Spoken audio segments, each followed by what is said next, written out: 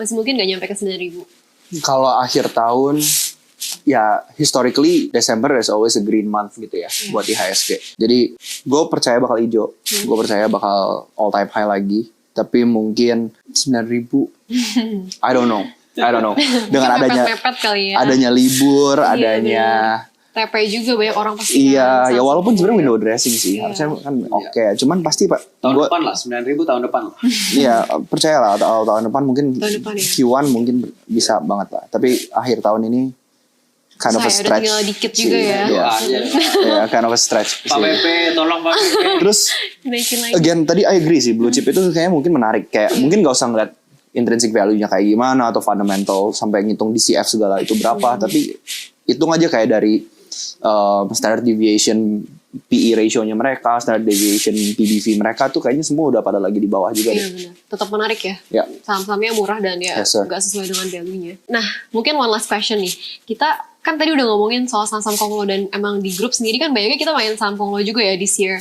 Emang year-nya saham Konglo. Dan tadi kalian berdua udah mention juga kalau IHSG ini mungkin bisa dipush lagi ke atas dengan fundamental play, saham-saham yang emang berfundamental, saham-saham blue chip lagi. Nah, kalau lu sendiri apakah lu bakal beli saham-saham blue chip ini? Kan mungkin ini di luar saham-saham yang lu biasa tradingin juga ya, dan biasa kan blue chip ya geraknya juga lebih lama dibanding Konglo. Gimana?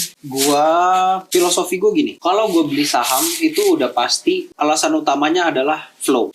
Untuk sekarang flow-nya ya di saham Konglo. Tapi kalau menurut tesis gue, kalau misalnya beneran kejadian flow-nya balik ke fundamental, udah pasti gue hajar saham-saham fundamental juga. Jadi kalau misalnya ya banyak lah ya teknik, pokoknya kayak ini flow nih, ini flow. Ini flow itu tuh mendikte mulu dari technical, fundamental, astrologi, astronaci gitu, apapun itulah. Pokoknya ujung-ujungnya balik semua ke flow. Gitu. Kalau flow-nya di fundamental, gue udah pasti hajar. Plus, di saham-saham fundamental, let's say BCA, sekarang itu bid offer-nya udah jauh lebih tipis dari masa-masa jayanya mereka lah ya.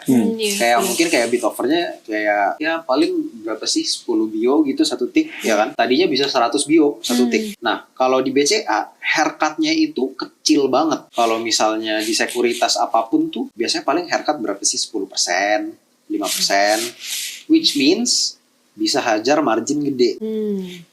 Kalau kalian perhatiin saham-saham banking itu sekarang naik turunnya tuh sehari tuh nggak 1%, 2%, bisa kayak 5%, 8%, 10% aja possible gitu kan.